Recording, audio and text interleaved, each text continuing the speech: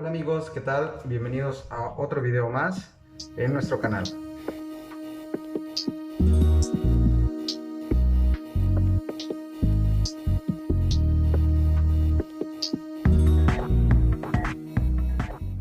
Iniciamos entonces.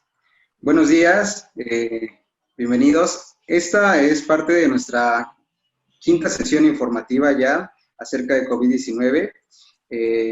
Les doy la bienvenida a la sesión. En esta ocasión va a estar con nosotros la doctora María Fernanda González Álvarez y ella nos va a compartir una ponencia bastante interesante que es aplicaciones digitales y su uso en salud. La voy a habilitar, doctora. Buenos días. Hola, muy buenos días a todos. ¿Cómo están? Pues bueno, sí quiero yo compartirles un poquito de este tema. Apenas pueda compartirles, les comparto la pantalla.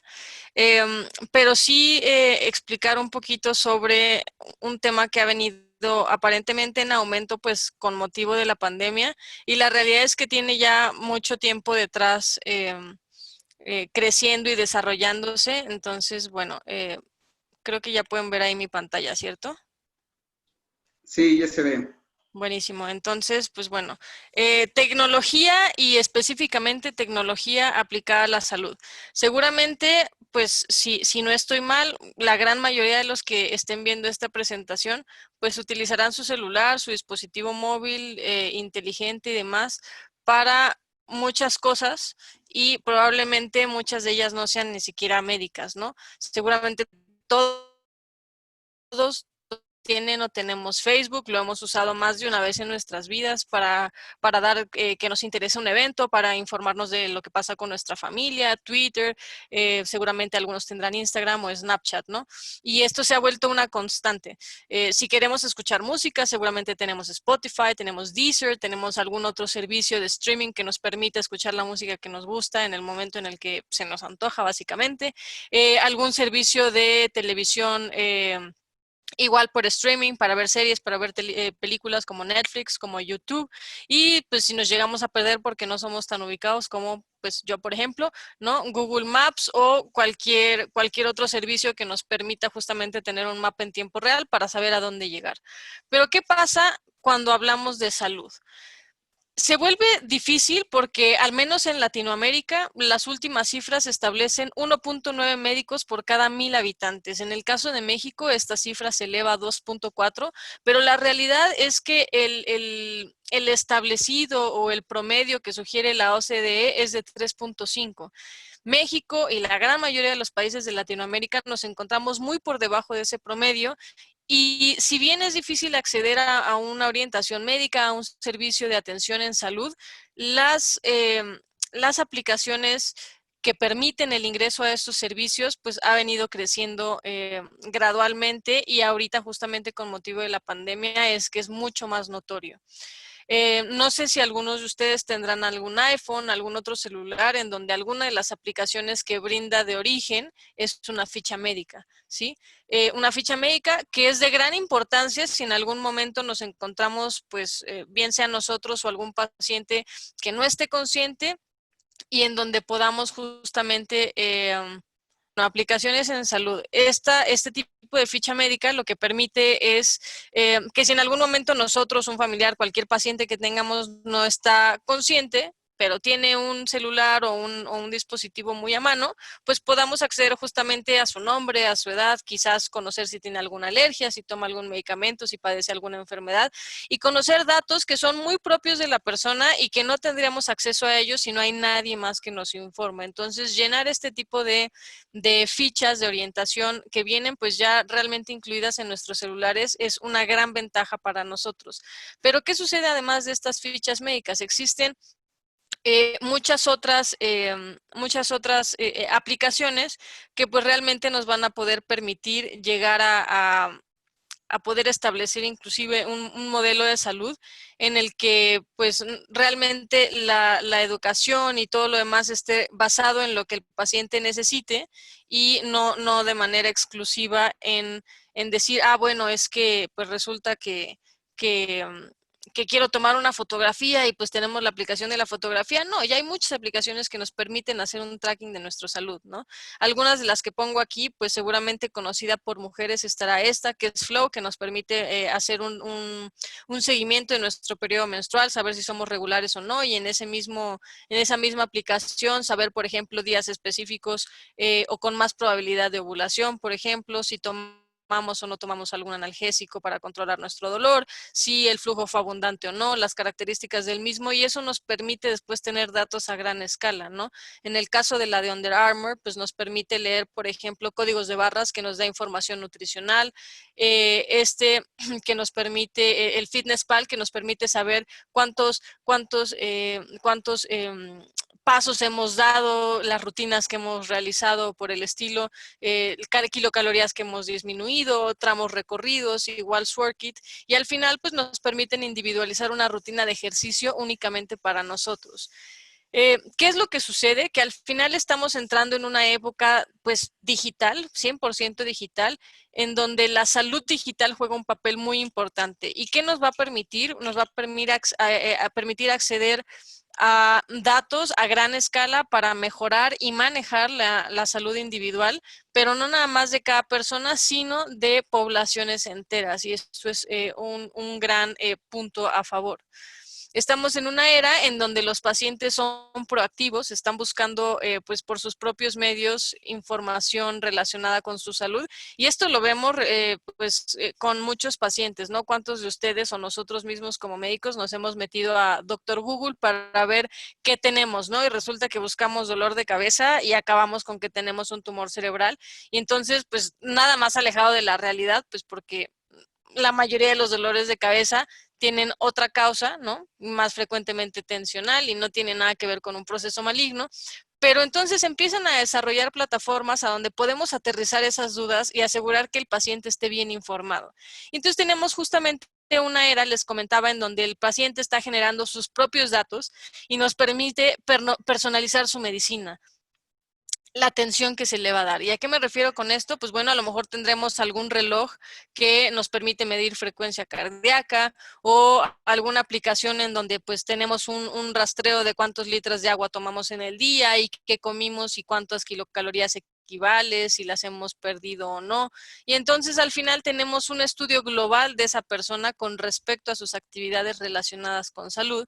Y esto nos permite a su vez no nada más decir, bueno, el paciente ya está generando sus datos, no, interpreta esos datos y qué datos son de utilidad para que el paciente tenga compromiso con su salud y se siente involucrado, y dejemos un poquito atrás ese modelo paternalista en el que yo te digo qué hacer y tú lo haces, ¿no? Es que usted tiene tal enfermedad, tómese esto y se le va a quitar, o no se le va a quitar, pero lo va a controlar.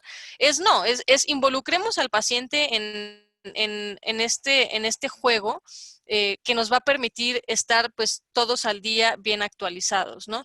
Esto se convierte para nosotros en nuevas oportunidades para aprender. ¿Por qué? Porque son nuevas vías de obtener información. Estamos empezando a ver en los usuarios nuevas conductas para acceder a estos servicios de salud, y por supuesto tenemos nueva información. Y ahorita, relacionado justamente con el COVID, nos estamos dando cuenta que pues muchos servicios de salud asistenciales, presenciales, hospitales, clínicas de medicina familiar, lo que venga a su mente, nos estamos enfrentando con un problema, y es que pues están saturados. No importa si uno tiene una patología que sea crónico-degenerativa, se están relegando un poquito las atenciones de ese tipo para atender a pacientes que tienen esta nueva infección.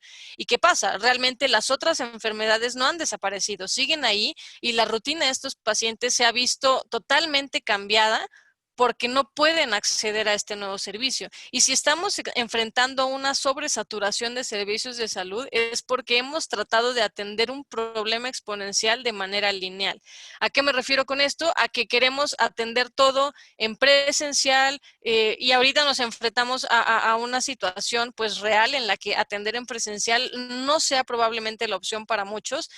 Y no porque no sea la opción, sino porque a veces no es necesario. Uno puede hacer un seguimiento a través de estas tecnologías aplicadas a la salud perfectamente de un paciente crónico que ya conoces a la distancia, sin la necesidad de ir y exponerlo a un hospital, por ejemplo.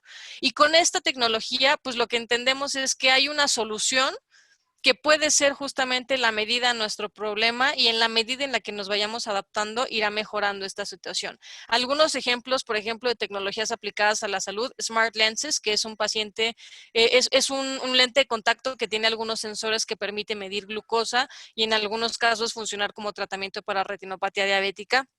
Abilify, que es una píldora que adentro tiene un sensor, se toma una vez al mes, el medicamento es aripiprazol y está indicado en pacientes que tienen, por ejemplo, esquizofrenia, trastorno bipolar, y lo que se busca es que cuando se tome se marque en la aplicación que el paciente ya se lo tomó porque es de una toma mensual. Entonces así hay una manera muy específica de llevar el seguimiento de ese paciente. Dexcom, que es un wearable, un dispositivo que puede utilizar el paciente para tener un monitoreo continuo de glucosa y entonces pues al final llegas a la consulta o consultas con tu médico vía una videollamada, una teleorientación y entonces se puede compartir este registro de todas las glucosas durante el día y saber si el tratamiento está siendo o no verdaderamente eficaz, ¿no? ¿Funciona? Sí, por supuesto que funciona. Esta revolución tecnológica nos va a permitir tener información personalizada a cada paciente, nos va a permitir que los pacientes se empoderen de su información y que se empoderen de su salud y por supuesto que vamos a poder dar un servicio mucho más rápido, sin filas, sin esperas, ¿no? La resolutividad de este tipo de casos nos permite un 80% en la mayoría de los casos y esto también nos permite brindar educación para la salud en la que los pacientes pues puedan empezar a preguntar qué les pasa, qué pueden hacer y realmente encontremos un servicio integral pues, de educación en salud, ¿no? Finalmente, al estudiar este tipo de análisis y de tendencias, lo que vemos es que cuando empezamos a tener este tipo de servicios digitales, podemos empezar a hacer análisis de tendencias, ¿no? En retrospectiva y por supuesto, prospectiva, ¿no? Decir, bueno, predecir cómo es que se van a comportar estos patrones. Este es un ejemplo muy sencillo, tendencia estacional de la influenza, ¿sí?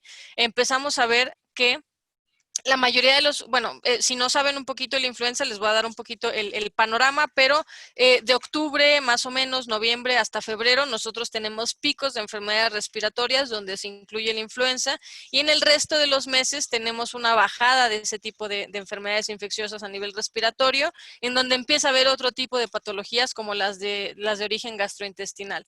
¿Y qué vemos? Este tipo de consultas, cuando estamos en enero, en febrero, sí, empiezan a hacer consultas reactivas. Este quiere decir que el paciente ya está enfermo, ya tiene algún familiar enfermo, ya se da cuenta que tiene signos o síntomas de una patología de índole respiratorio y entonces lo que hace es buscar en ese momento porque ya se encuentra con un problema.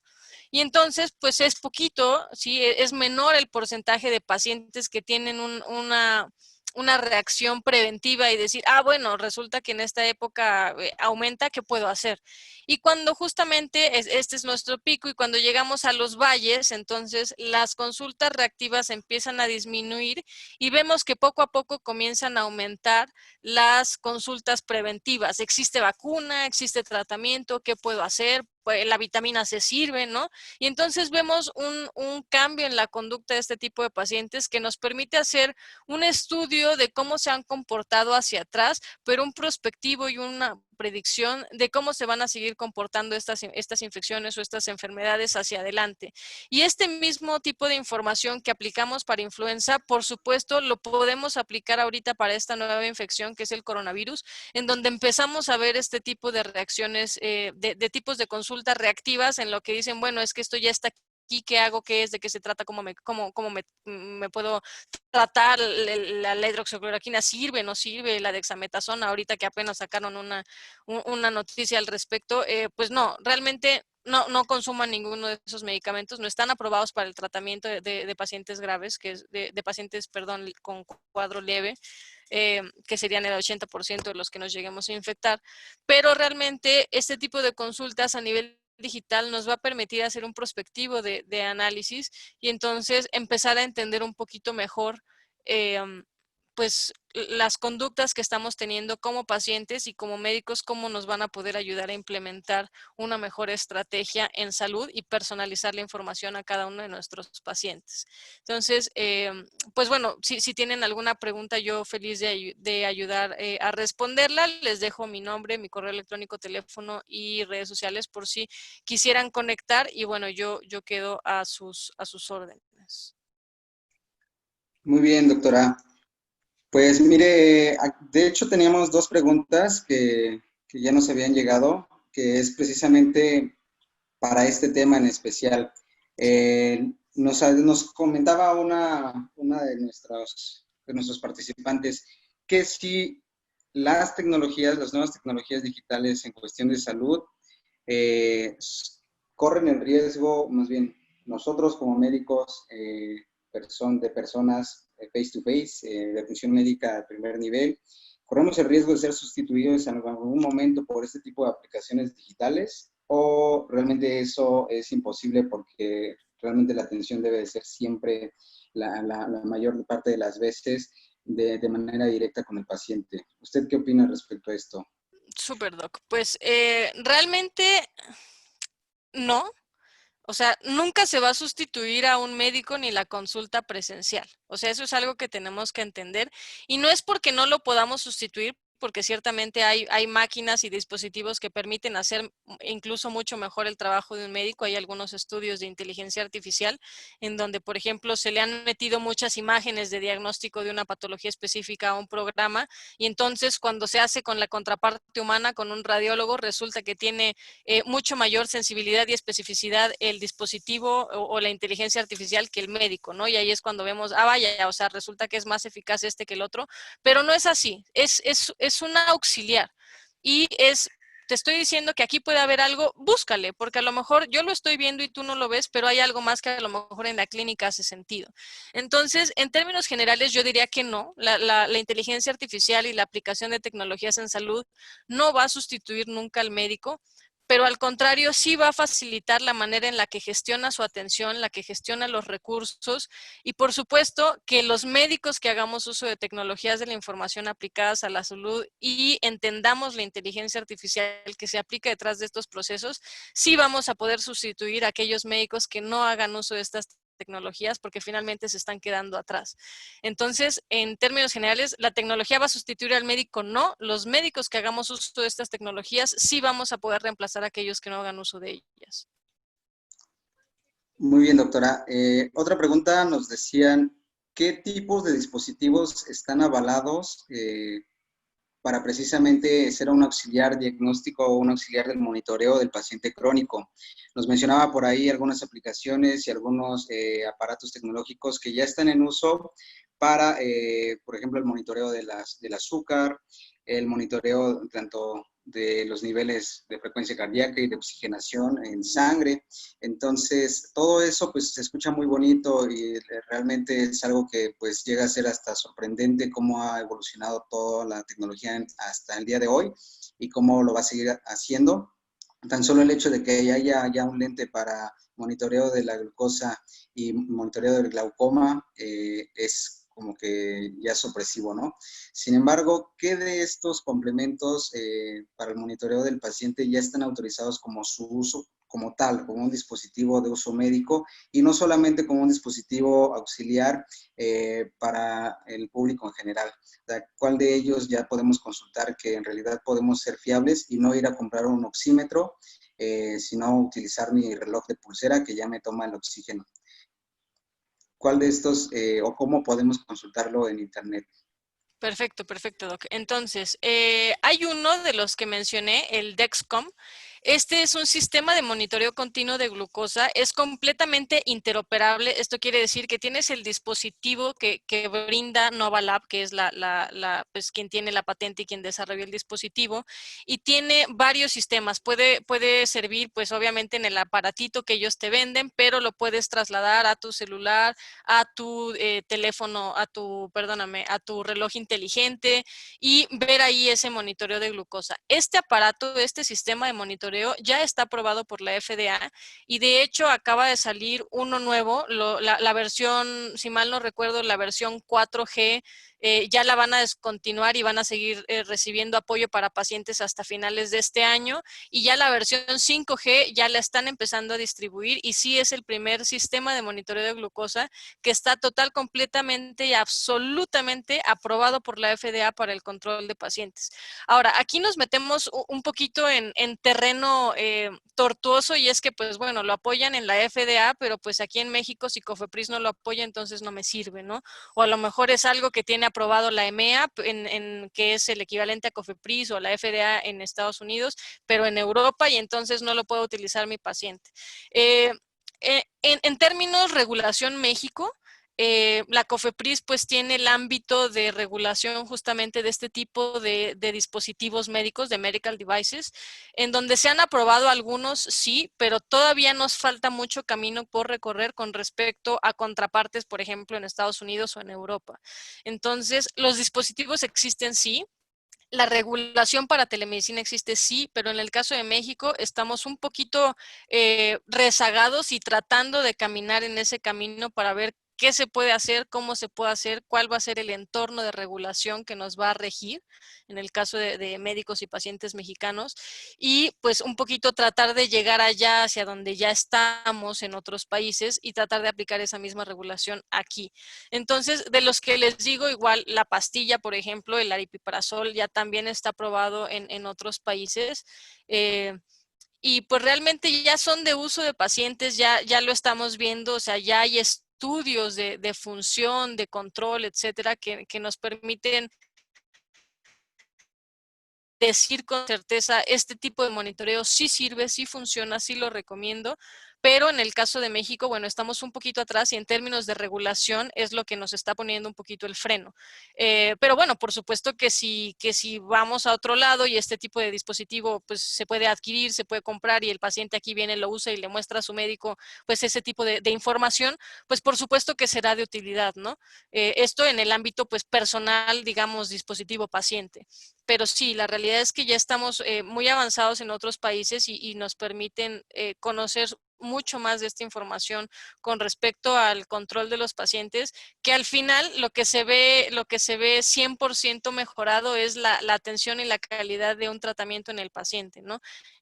Como contrario a lo mermado que estamos viendo ahorita, de decir, bueno, pues es que no hay atención presencial en mi unidad de medicina familiar o en mi hospital de tercer nivel donde voy a recibir mi quimioterapia, no puedo recibirla, o me están relegando un servicio, no porque no me lo quieran dar, sino porque ahorita no tengo el insumo o la capacidad médica o la capacidad de atención para dármelo, y entonces están moviendo horarios y agendamientos. Entonces, pues bueno, yo sí considero que este tipo de dispositivos van a ayudar mucho a este tipo de atención. Y en el caso de México, bueno, ojalá que la regulación y demás se pueda mover hacia allá rápidamente para poder empezar a brindar este tipo de beneficios, pues también a la población de nuestro país, por supuesto. Claro, doctora, eso yo se lo comparto también, que sí fue una duda de un paciente, de un participante, perdón, de la sesión, pero también como médico, a mí precisamente quería entrar en ese detalle y complementarlo con su participación, porque en especial ahorita que está todo lo de la pandemia, me han llegado pacientes que yo les he solicitado, sabes que si tu manejo va a ser de manera ambulatoria, necesitamos ver que tu oxigenación sea óptima. La única manera de saberlo es que consigas un oxímetro. Entonces vas a tener que comprar un oxímetro, vas a tener que hacer ese gasto, pero no vas a desembolsar en el día hospitalario, por así decirlo. Tal vez es un Claro. gasto menor a comparación de lo que se haría de una vigilancia ya en un hospital como tal. En cuestión de Claro. medicina privada. En cuestión de medicina pública, pues creo que ahí no hay cabida porque pues si es un paciente estable, pues automáticamente se va a su casa, ¿no? Pero en especial unos pacientitos me comentaban eso, oiga, yo me estoy monitoreando mi oxigenación con mi reloj Apple. O sea, básicamente están usando el complemento de su celular que viene ahí en el paquete Claro. para monitorearse el oxígeno en sangre. Y la verdad, yo como médico sí les sugiero, ¿sabes qué? Sí está bien, sí puede ser, dentro de lo que cabe, confiable, pues son dispositivos buenos. Sin Ujú, embargo, no hay nada como un oxímetro como tal, ¿no? Entonces, si claro. puedes hacer este gasto, pues hazlo. En este tipo de dispositivos que no nos menciona que ya están aprobados por la FDA, ¿usted qué recomienda? ¿Recomienda usarlos? La verdad, a usarlos como apoyo, pero no de manera fiable totalmente. ¿Qué tendría de opinión respecto a este tipo de dispositivos? Pues, mire, es complicado porque al final estamos hablando de un paciente. Si me dijéramos, es que bueno, es que es un estudio y el paciente está sano y simplemente queremos determinar si, pues, si todos los días que oxigena, oxigena igual, pues sería aceptable, ¿no? Eh, Cuando se trata, por ejemplo, ahorita en específico de pacientes que tienen un diagnóstico de COVID-19, yo sí recomendaría más que el uso del celular, pues hasta ver, ¿no? Ah, bueno, es que esta aplicación sí está aprobada por la FDA y me va a hacer una medición 100% fiable. Ah, listo, si está aprobado, pues bueno, vámonos por esa línea. Pero si no sabemos si existe una aprobación por alguna otra entidad reguladora de dispositivos en alguna otra parte del mundo, pues yo sí sugeriría más bien el uso del pulsoxímetro para simplemente asegurar que lo que estamos midiendo bien. ¿Por qué? Porque es que hemos visto en estos pacientes y en esta nueva infección que un paciente estable puede perder esa estabilidad de un momento a otro, ¿sí? Y si lo que queremos es realmente detectar ese momento en que las cosas no van bien, pues consideraría yo que lo más óptimo es que lo midamos con algo que ya sabemos que sí funciona. Por supuesto, no es decirle que no al paciente, a la tecnología, ¿no? O sea, yo feliz de que utilicen todos estos gadgets y dispositivos y de repente me llegan a mí a la consulta de, mire, me estoy midiendo la glucosa así y tengo todo este histórico y pues yo ahí le veo el histórico y me parece sensacional. Yo creo que es parte de que los pacientes, nuestros pacientes empiecen a entenderse un poquito más con la tecnología y quieran tomar parte de este control de su salud, pero sí hagámoslo con dispositivos que estén aprobados. A lo mejor aquí con cuestión regulación andamos un poquito atrás, pero a nosotros como médicos no nos cuesta ningún trabajo ir y buscar en internet si el dispositivo que está utilizando nuestro paciente pues está aprobado en otro lado, y si está aprobado en otro lado y ha tenido efectividad y se han hecho estudios, pues bueno, podemos dar una oportunidad a esa alternativa, ¿no? Y si definitivamente es algo que sigue en estudio, que no tiene una aprobación oficial, o que todavía es una versión beta del producto, bueno, pues irnos un poquito con cuidado y estimular el uso, sí, pero pues siempre apoyándonos con algo que ya tengamos la confianza de que sí funciona, ¿no? Para no caer en malos usos y malas experiencias a nuestros pacientes. Muy bien, doctora. Entonces, básicamente la parte digital,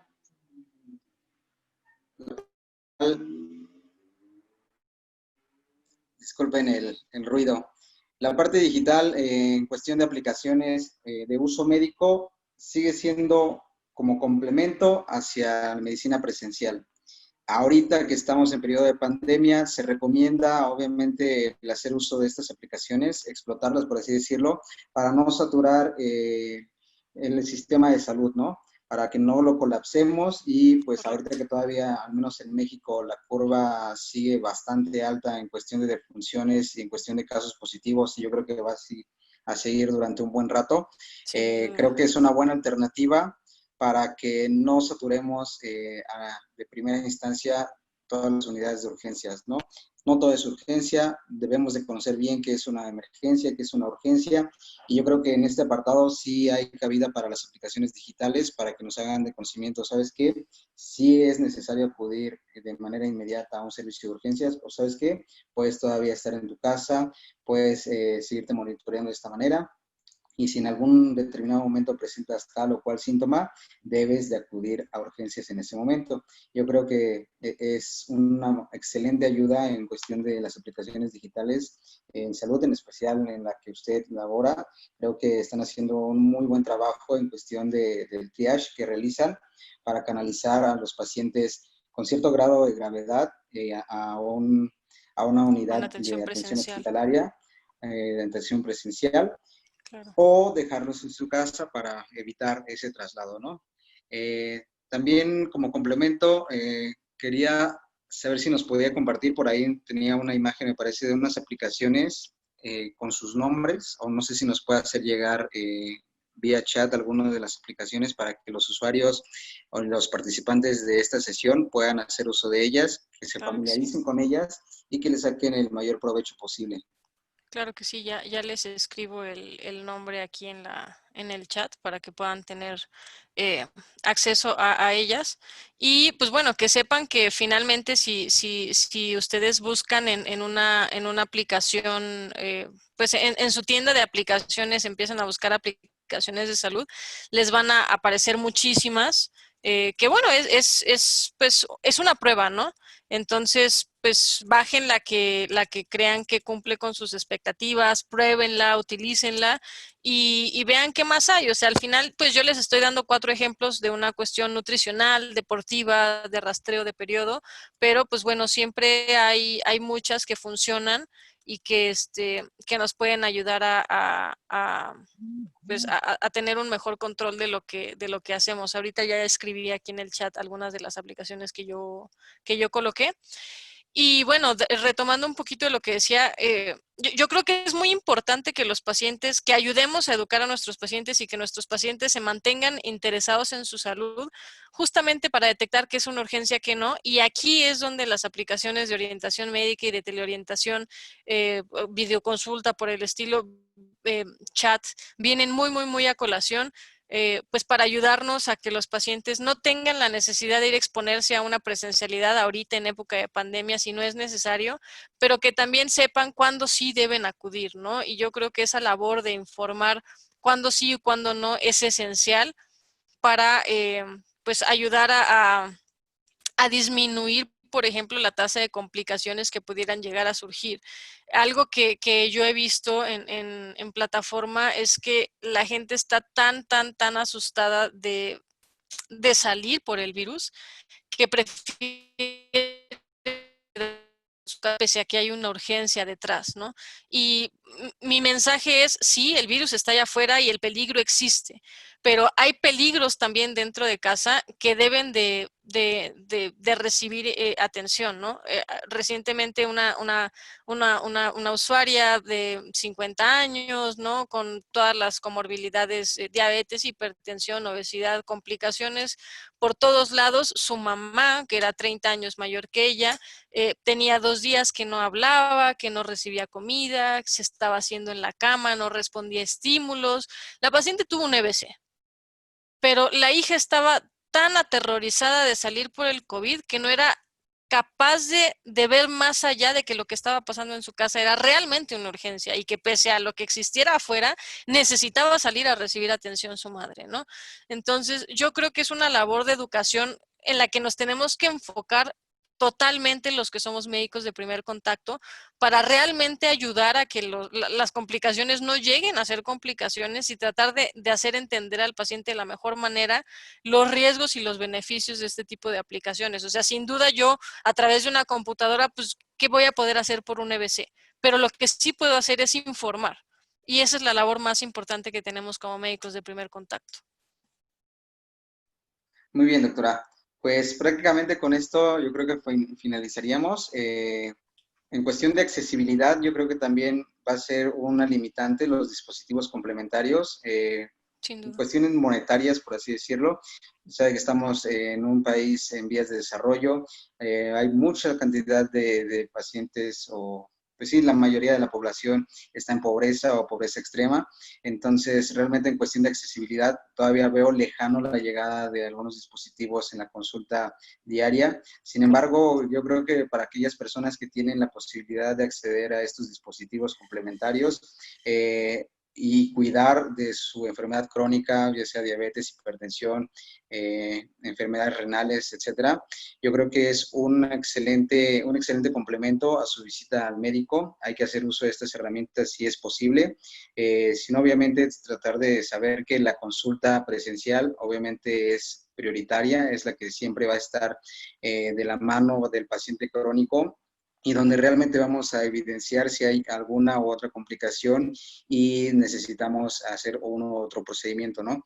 Creo que las tecnologías digitales han llegado para quedarse, están avanzando, evolucionando día a día, y creo que es un muy buen complemento que haya personas como usted, doctora, que se enfoquen a este tipo de aplicaciones y que estén conociendo cómo va evolucionando y se mantengan actualizadas en este ramo.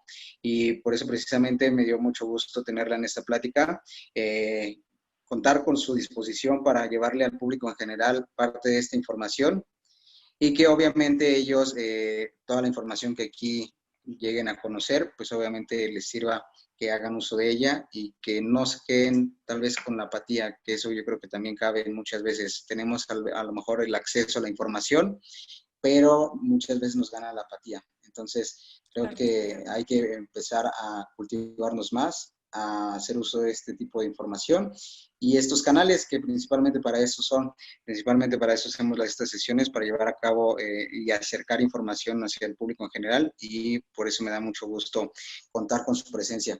¿Algún mensaje para finalizar esta sesión, doctora? ¿Algo que les quiera dar a conocer al público en general? Pues Doc, realmente si tienen alguna duda adicional, alguna pregunta, que sepan que con toda confianza pueden escribir algún mensaje, hacérsela llegar a usted, a lo mejor dejar una pregunta en el chat, no sé, y con todo gusto ver cómo la resolvemos.